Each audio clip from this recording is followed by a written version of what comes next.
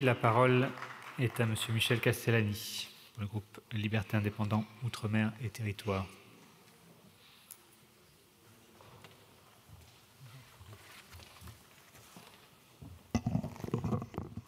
Monsieur le ministre, monsieur, madame le rapporteur, madame la présidente de commission, il y a un an, chers collègues, il y a un an, Gabriel Attal, alors Premier ministre, annonçait mettre l'agriculture au-dessus de tout.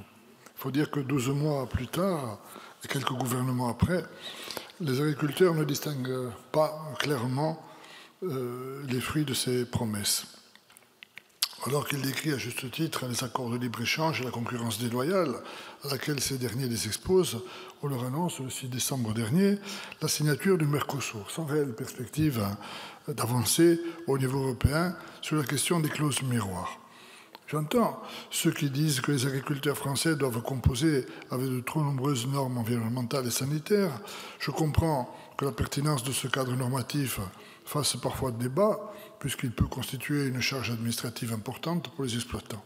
Mais ce sont surtout et avant tout les distorsions de concurrence qui sont contestées et contestables. Au sein même de l'Union européenne, nos agriculteurs sont en concurrence directe avec des agriculteurs issus d'États où les coûts de production, les charges sont moindres et les normes environnementales et sanitaires moins exigeantes.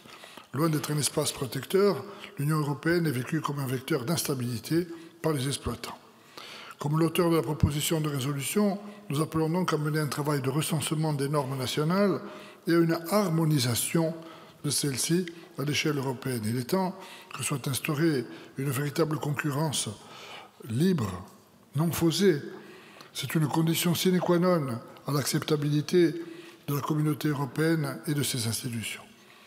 Nos agriculteurs doivent aussi faire face à l'internationalisation du marché et composer avec la concurrence de grandes puissances agricoles, telles que les États-Unis, l'Ukraine ou le Brésil.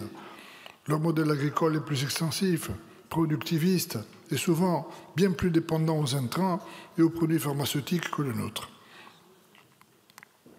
Et les accords de libre-échange signés contribuent un peu plus à la perte de compétitivité de nos agriculteurs. Les clauses miroirs y sont rares et lorsqu'elles existent, elles sont insuffisamment contrôlées. La systématisation des mesures miroirs et des contrôles pour éviter les trop nombreux contournements actuels n'est plus une option, c'est un impératif.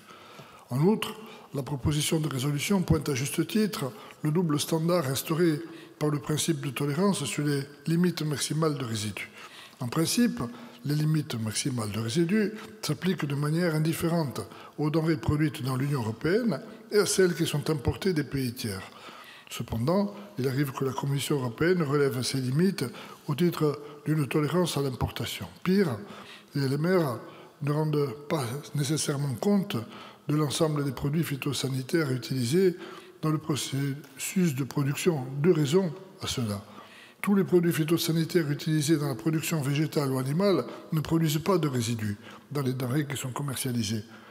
Certains importateurs recouraient à des produits masquants qui permettraient de faire en sorte que les résidus ne soient pas détectés lorsque les produits sont testés. Bref, vous l'aurez compris, il y a là aussi une injustice faite à nos agriculteurs, injustice à laquelle il faut remédier.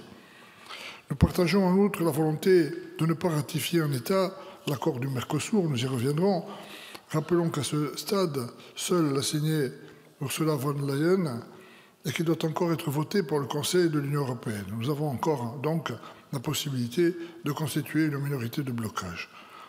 À plus long terme, les pistes mises sur la table par la proposition de résolution, telles que le renversement de la charge de la preuve, permettraient d'évoluer vers un système plus juste. Vous l'aurez compris, nous sommes favorables à cette proposition de résolution.